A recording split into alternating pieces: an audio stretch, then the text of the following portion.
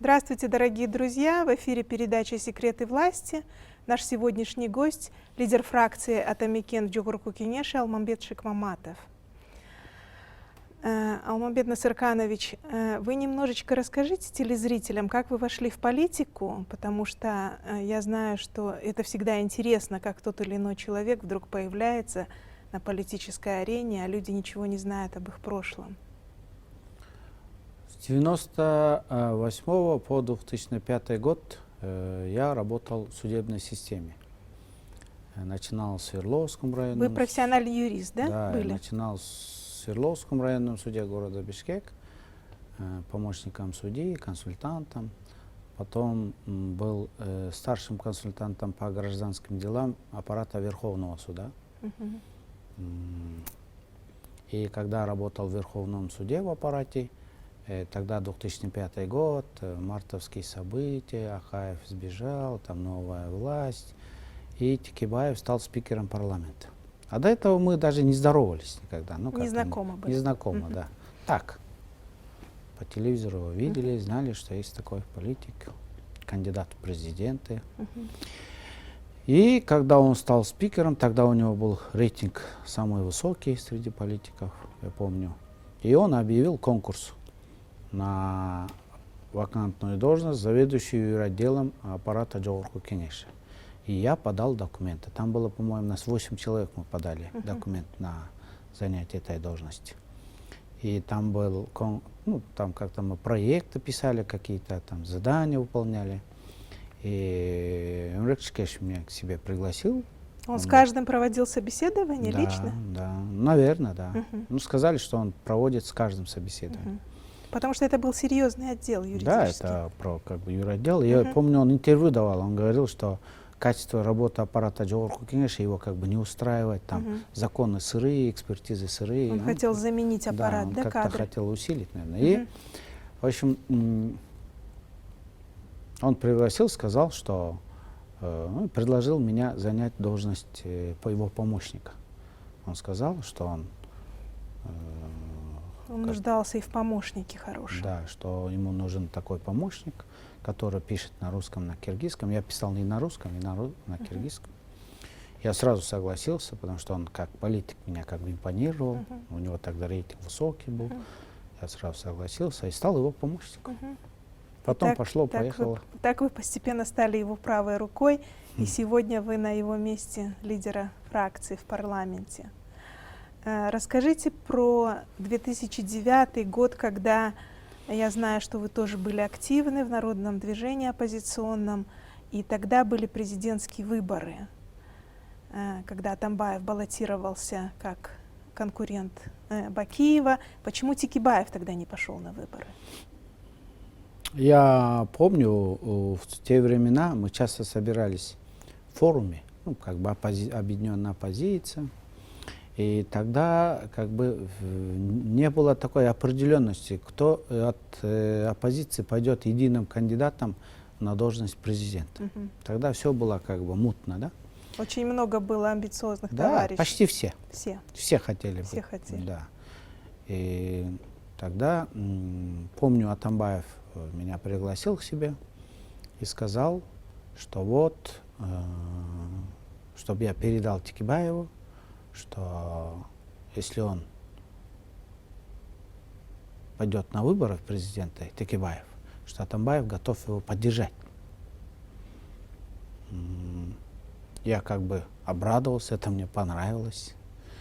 И я помню, примчался на машине в офис к нам в Атамекен.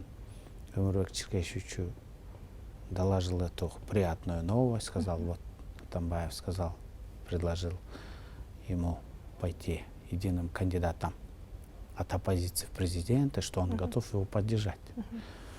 Эмрек Шикеш сразу резко ответил, что он не пойдет, что эти выборы будут не... Ну, когда я спросил, почему, ну, как-то начали спорить.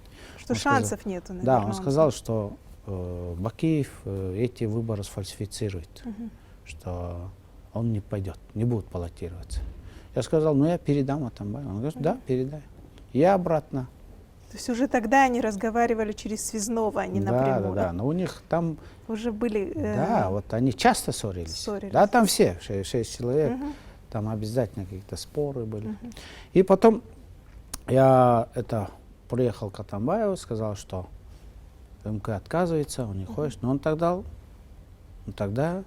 ему придется меня поддержать. Я сказал, ну, соответственно, наверное, я так думаю тоже. Раз он не хочет, ему предложили. Я думаю, И что потом, это было да, формальное да. предложение, Ну, потому что я знаю, что Атамбаев сам Да, да, да. собирался баллотироваться. Да. Но это был такой, оказывается, ход. Я потом понял, что он, оказывается, всем это предложил, сказал, ну, раз не хотите, тогда будьте Тогда добры. будьте добры меня поддержать. Тогда меня поддержите. У меня как бы возможности, я, если вы Финансовые меня ресурсы поддержите, есть. да, я пойду. И все согласились. Во-первых, ни у кого финансовой возможности, у нас тем более не было. И все. И он стал единым кандидатом от оппозиции на президентских выборах. Я стал руководителем его предвыборного штаба Атамбаева по Нарынской области. Я курировал как бы Нарынскую область. Тогда Нарын поддерживал его в целом? Конечно, вот тогда Нарынская область была вся оппозиционная. То есть на выборах, вот где мы ездили на встречи, вот помню, с Атамбаевым мы Ахтала, Джумгал, Кочкор, все объездили. Тогда вот, он это, наверное, чувствовал, вот, массу, да, как народ его. Народ поддерживал, в целом против Бакиевской был.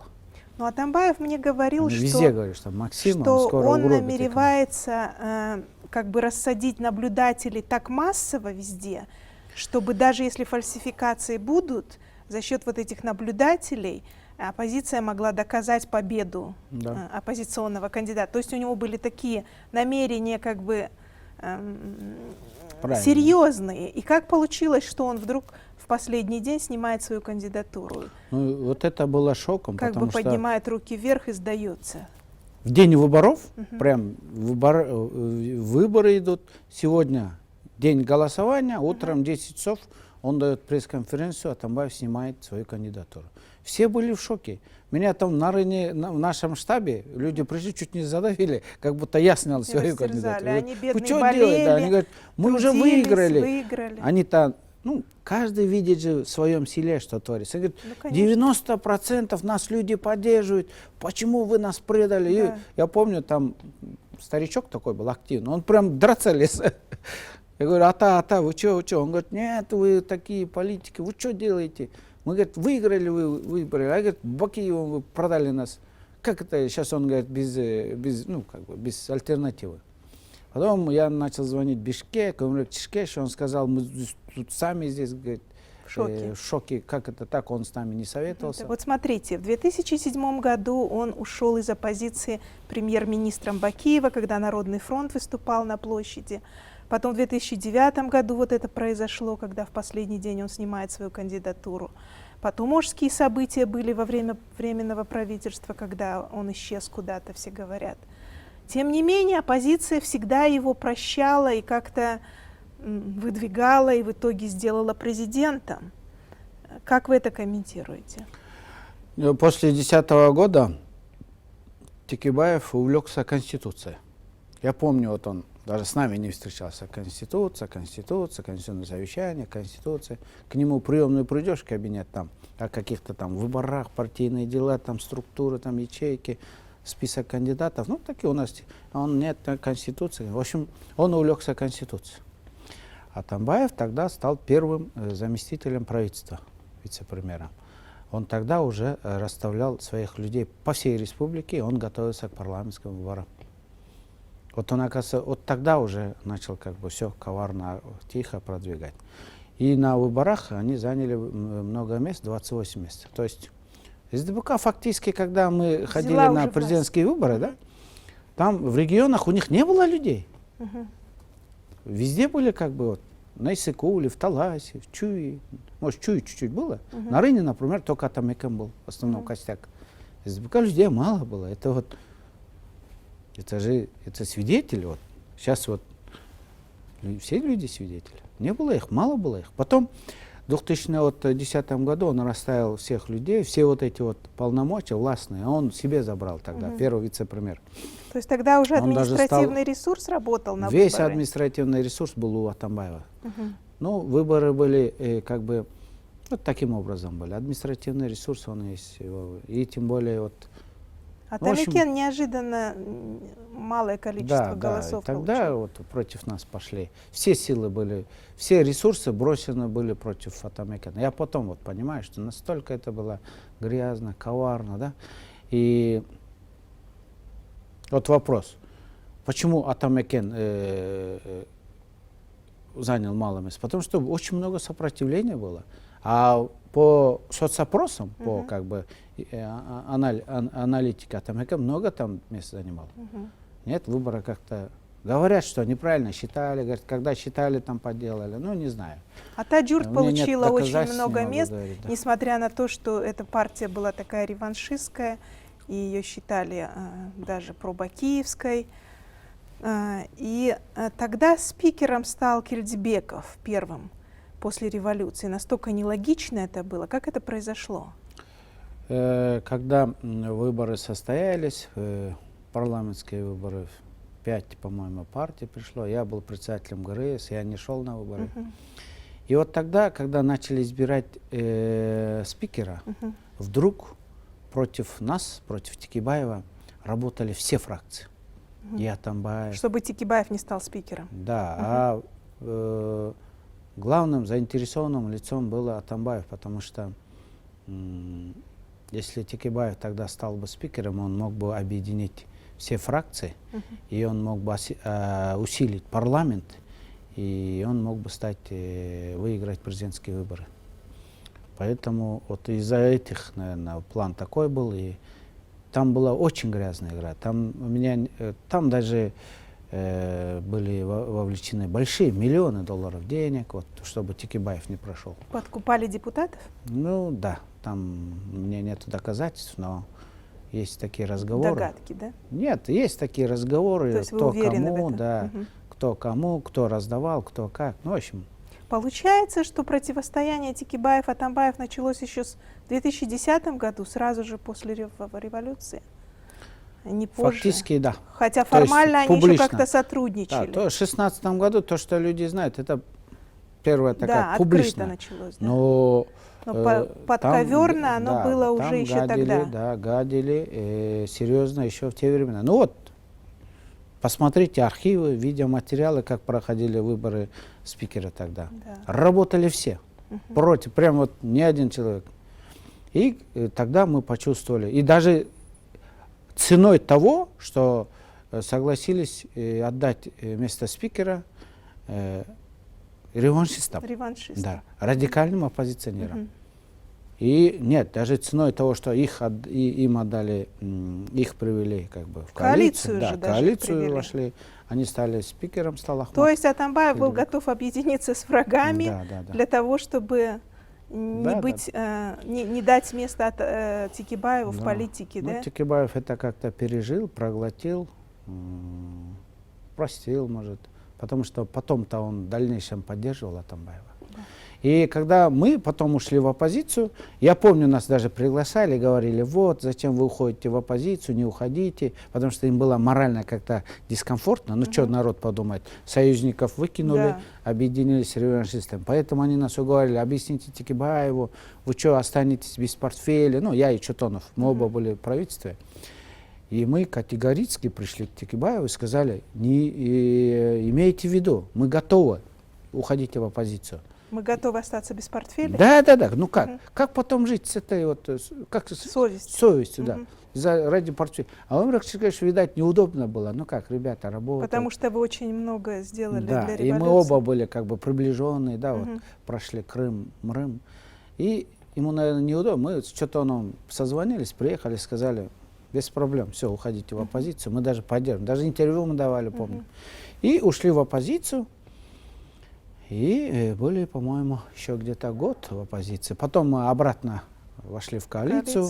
И опять я стал получили министром юстиции в коалиции уже. И Атамекен, Текибаев всегда поддерживал Атамбаева, укреплял его. Но он, я думаю, укреплял не потому, что вот он как-то верил в него или там его. Он, наверное, хотел, чтобы сохранить Конституцию, чтобы вот этот парламентаризм, чтобы он сработал. Потому что для него его детище было вот парламентская вот форма, да, система. И Ну и чтобы не он дать да, реваншистам и он взять власть. чувствовал историческую миссию, ответственность возобновления власти реваншистов. Да.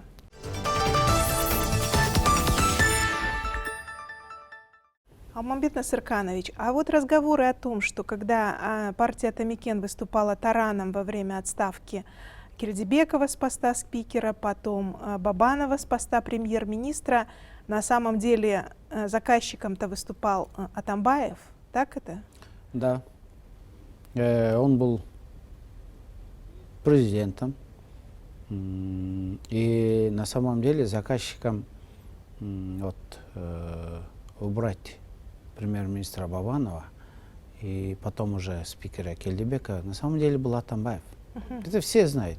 Все, кто замешаны были в этом процессе. Но Текебаева он коварно как бы использовал. Ну, он говорил, что вот Текебаев, во-первых, чувствовал свою историческую ответственность, чтобы не отдать на съедение Атамбаева. Ну, как вчерашнего союзника, революционного как бы. То есть, получается, он, оберегая партнера, да. его, боролся с этими Да, фигурами во власти. Потому что и премьер-министр сильный был, Бабанов, да, и как спикер Ахмат тоже был очень сильным спикером, да, и их объединение, они просто могли бы вот президента, ну, в углу держать. Они да? боялись Да, объединения этих фигур? И они уже шло к тому, что Уже они объединятся, и президент просто вот. И Текебаев, как и он всячески, он все силы бросил вот против Бабана, потом против Ахмат Кильдибекова. Потом за этого он же и еще, они же тоже на стороне не остались. После этого... Они же стали мстить именно Конечно, Текебаеву, а не да. Атамбаеву. Они-то потом мстили не Атамбаеву, а Текебаеву. Наоборот, Бабанов и Ахмат старались с Атамбаевым, наоборот, дружить, отношения поддерживать. Бабанов, он до конца с ним дружил, да? Говоришь же, вот, семьями друг другу на чай пить охоту. Получается, они не знали, кто настоящий заказчик? Они, наверное, знали. Но наверное, лукавили. скорее всего, знали. Но Делали лукавили, вид, что не да. знают. Что не знают, что это сделал Потому что Текебаев, президент да. все-таки, да? Да. Они это прекрасно знали, что кто стоит за этим, кто на самом деле. Но мотивы Текебаева были сохранить не от любви к Атамбаеву, а о том, что он вот союзник. Если они сидят Атамбаева, то они сидят и Конституцию. Бабанов же всегда же говорил, что он за президентской форму управления, что он не видит Кыргызстан в парламентской системе. Да? А Атаджурт на выборах, они где-то в Баткене обещали, что они вернут Бакиева во власть. То есть это было предвыборным обещанием. Мы вернем Бакиева во власть. Вот такие вот моменты. То есть партия Атамекен не могла позволить этому. Да. Но весь удар, как буфер, получал лично Текебаев и Атамекен в том числе в целом. Потому что все прессы, особенно вот эти прессы, они просто вот с утра до вечера мародеры, мародеры, мародеры вот писали. Мародерство как раз таки было придумано для того, чтобы Текебаева не пускать на президентские выборы. Она была готовым как бы антипиарным кейсом у Атамбаева давно. Даже я знаю этого генерала, который все это разрабатывал, ну как бы рисовал сценарий. Это не Рысалиев? Нет, Рысалиева тоже. Он исполнитель. Рысалиева просто по плечу хлопнули, сказали, какой он молодец, и Рысалиева развели. А на самом деле там было, чтобы если Текебаев пойдет кандидат в президенты, ну, если он все-таки пройдет спикером, ну, для него была заготовка. Ну, вдруг он станет спикером, да, вдруг там не сработает их вот эти вот грязные. Схемы. Если он станет спикером, то тогда должны были выкинуть вот это вот. Дело по мародерству? Да. И потом, ну, дело по мародерству они потом использовали уже по-другому. Атамбаев, когда уже Текебаев ему не стал нужен, и он как бы, Атамбаев, наверное, думал, что после того, как Бабанов ушел с правительства, Ахмат Кильдибеков ушел со спикерства, все как бы Текебаева роль-то усилилась, но он как усилился. Для того, чтобы нейтрализовать его усиление. И получается как, на шахматной доске сильный пример ушел, сильный спикер ушел, а их-то заставил уйти Текебаев, значит, соответственно, вес Текебаева увеличился.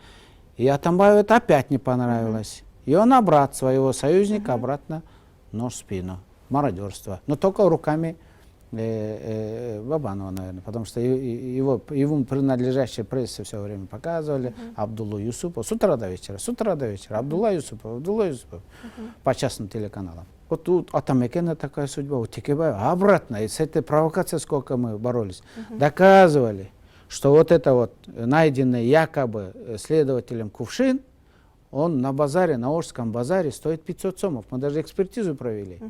Якобы он у Джаныша в сейфе. Люди смеялись, журналисты просто смеялись. Ну, следователи якобы нашли у кого-то нашего члена, рядового члена нашей партии какой-то кувшин, который подаренный Джанышу? Да, подаренный Джанышу на день рождения. Когда мы на экспертизу отдали, этот кувшин на Ожском рынке стоит 500 сомов.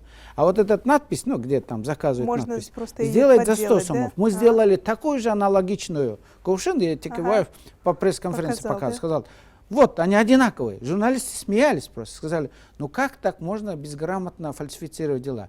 И Джанышу что, делать нечего этот подарок держать у себя в сейфе. Во-первых, никто не осмелился бы ему подарить такой кувшин. Ему дарили золотые кувшины, но не такое. Ну, видать, эти люди в погонах, они подумали, что у них сработает. И фальсифицировано. Доказано было, что мародерство дело сфальсифицировано.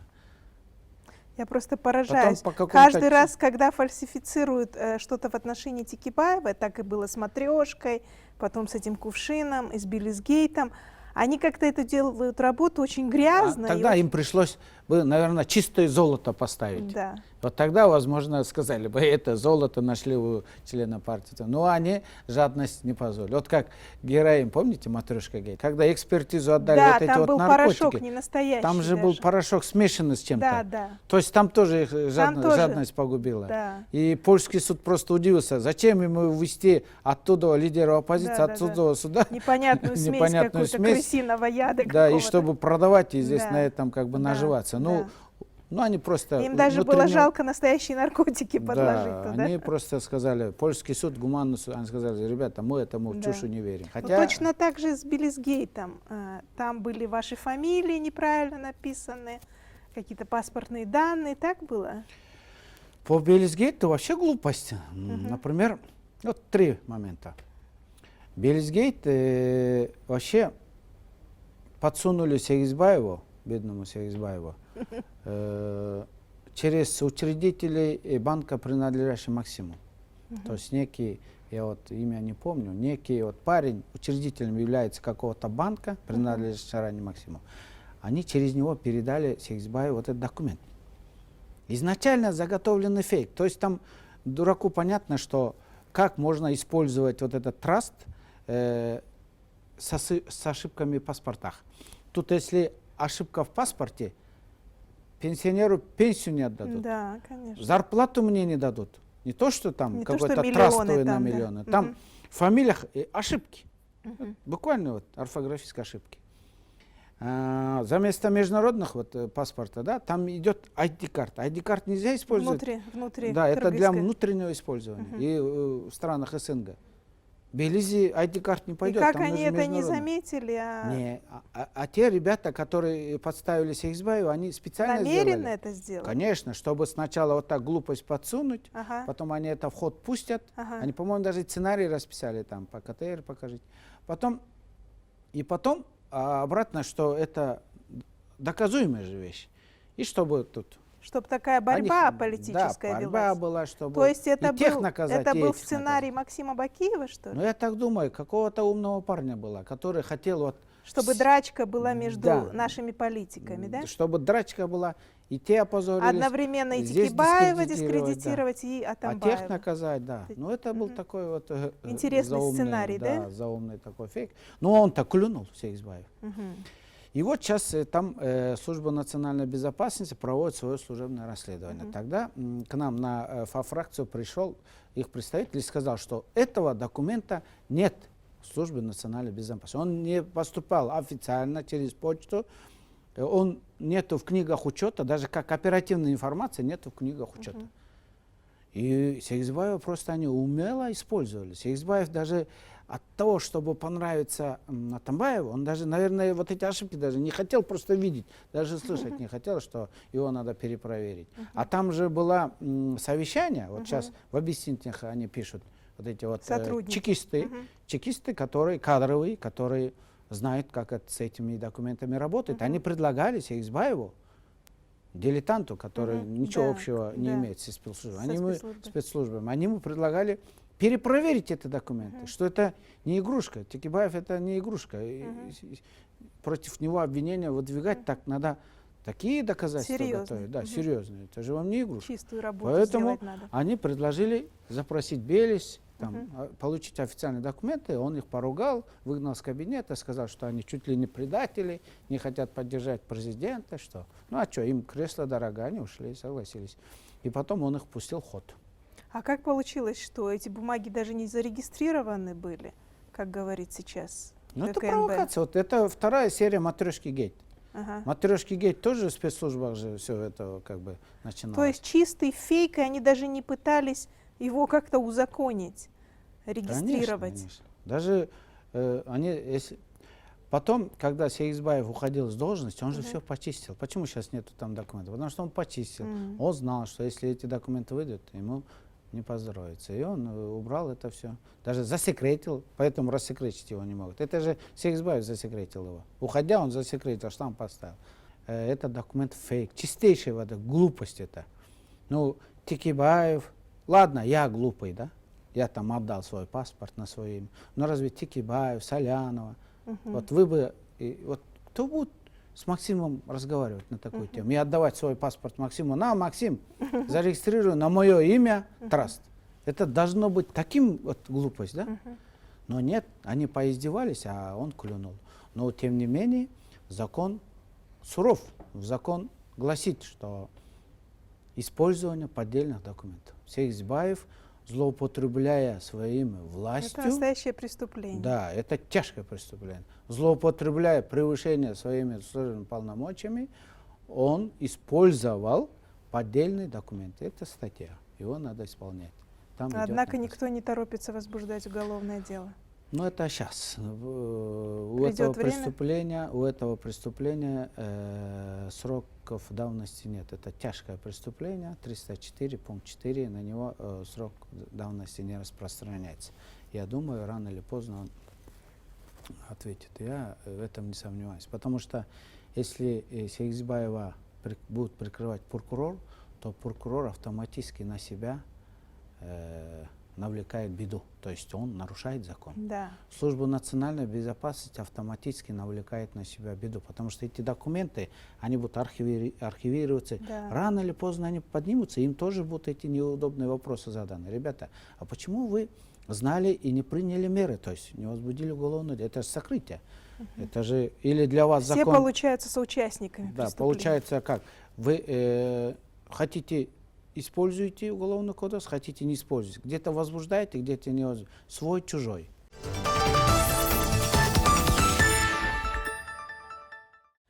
Мы с вами прервались на истории о том, когда в 2010 году произошла революция. Нет, мы поговорили о том, что в 2009 году Атамбаев пошел на выборы, потом в последний день он снял свою кандидатуру.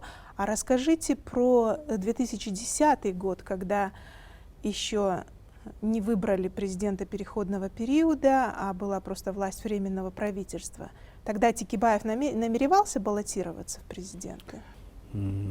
Ситуация была очень сложная. В то время, знаете, да, вот что творилось. Ну да, Маевка началось, да, вот волнение там, межнациональное. Да, там вообще было вот как бы Потом на краю лезвия, события, на краю лезвия, да, все было. Как на пороховой бочке было. На пороховой бочке. И вся ответственность за стабильность лежала на временном правительстве, на вот этих 8 человек, да.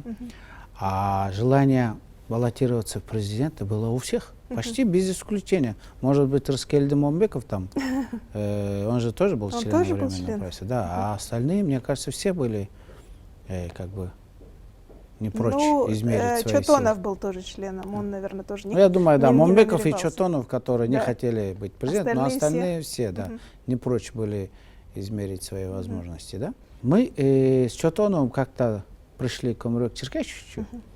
Он был министром МЧС, я был представителем государственной регистрационной службы. И он как-то с кабинета вышел и быстро-быстро так шел Розу Исаковной. Мы сказали, что, может, мы подождем тогда вас в приемной. Он сказал, пойдемте со мной. Но он называл меня молодой, пойдем. И он быстрым шагом, мы за ним. И Розу Исаковну в кабинет пришли прямо. Пойдем, он нас завел. И мы зашли, сели. Роза Исаковна удивилась, что мы троем так раз, без стука зашли, сели, уселись. И он говорит, Роза Исаковна, и быстро-быстро начал говорить, вы будете баллотироваться? Он сказал, а что? Ну так, как бы это не понравилось, наверное, такой тон, такой Особенно вопрос. при свидетелях. Да, вы будете баллотироваться? Он такой, а что? Он сказал, а ты будешь баллотироваться? Он сказал, я буду. Все хотят, все будут. Сказал, а Роза Исаковна сказала, пожалуйста, посмотрим, баллотируйтесь. И помню, сказал, Роза Исаковна, Розадже, он так обращался, Розадже, я пришел не ссориться, не спорить, не дискутировать на эту тему. Я пришел, наоборот, заявить о том, что на нас большая ответственность. Общество, наша страна, как бы как на бараховой почке сидим. И сейчас, если будут выборы вот такие, да, что каждый сейчас член правительства, член Временного правительства выставит свою кандидатуру, там тут просто потом кости не соберем. Да, вот. И он сказал, что у него есть идея. Он сказал, интересно, какая идея? Он сказал, мы хотим вас поддержать президентом страны переходного периода. Она сказала, интересно, как это так? Он сказал, ну, я объяснил, что путем референдума. И он предложил, я вот помню, вот он 3 года сказал, 3 года президент переходного периода. И Роза Исаковна на нас посмотрела и сказала, а они что здесь делают? Что они сюда пришли? А он так пошутил, сказал, они нотариусы, свидетели. Они будут свидетели. То есть вы реальный свидетель вот разговора о том, как произошла. Да, вот я сейчас свидетель. Да, потом мы так посмеялись, и дальше он начал продолжать. Но он объяснил, что это воля народа, что это мы только так можем сохранить стабильность. И, честно говоря, я тоже внутренне был рад, что вот 3 года стабильность. Там он еще обоснованную часть, он, конечно, хорошо обосновал. Что люди подготовятся, что даже те силы реваншисты, ну, скажем, за 3 года подготовятся, выступят с альтернативной программой. И через 3 года на честных выборах пусть народ сам выберет, кто прав, кто нет, да? Выберет сам своего президента. А сейчас проводить выборы, и реваншисты же поставят свой кандидат. И это опять приведет к каким-то столкновениям. И вот когда потом голосовали члены Временного правительства, это проект постановления. Они поддержали это? Нет, они поддержали эту идею, согласились, но не на 3 года. Да, на 1 год, да, на 1, потому что там все хотели баллотируются президенты. Не хотели ждать 3 года. Да, как это 3 года мы будем ждать? Ничего себе, давайте год согласны. Ну и, наверное, я там главный, который не хотел этого. Он сказал, как это, ребята, 3 года. Если бы 3 года Роза Исаковна сидела во власти, наверное, история страны пошла бы другим путем. Да, тогда Атамбаев однозначно не стал бы президентом. 3 года, за 3 года, да, там совсем другая картина была бы. Сегодня, когда нынешний президент пошел своим путем, он не является, скажем так, марионеткой Атамбаева. Почему он не выпускает политических заключенных? Вы имели с ним разговор на эту тему? На эту тему мы как бы вот так вот не говорили, но я думаю, что вот отслеживая его публичные заявления президента, я думаю, что у него такого намерения, чтобы не выпускать их или там, чтобы они сидели. Нет. Наверное, скорее всего, это все загвоздка в том, что уходящий президент Атамбаев, зная всю, ну там, видите, какое коварство там, да, какие там процессы идут, да. Поэтому он, зная, что рано или поздно этот вопрос будет поднят, он настолько вот эти вот судебными решениями все вот это вот закрепил, замотал, что сейчас требуется некая политическая воля президента. Ну, то просто вот как бы его заявление, да, но президент, как уже, ну, сам публично говорит, он все это хочет сделать, наверное, решением судов, сам не вмешиваясь в эти процессы. Ну, судьи без решения Генпрокуратуры, они же не могут сами пересмотреть без свои решения дела. Генеральная прокуратура один раз уже отказала рассмотрение вопроса по вновь открытым обстоятельствам. Но мы всегда требуем и будем требовать справедливого перерассмотрения этого уголовного дела в отношении не только Текебаева, Чотонова, Талгарбекова, Садыра Джапарова, Куана Кадырова, Бектура Асанова, всех политзаключенных, вот 7 человек, да, 8 их, чтобы все вот эти уголовные дела были рассмотрены вновь. Мы же не говорим выпустить их сегодня. Мы говорим, вновь рассмотрите публично, рассмотрите справедливо. И пускай 6-миллионный Кыргызстан наблюдает за этим судебным процессом. Если сможете доказать, пусть сидят. Если на самом деле, если докажется их вина, ради Бога, тогда пускай отсидят срок. Те процессы-то были проведены по режиму сталиновских методик. Мы требуем справедливости.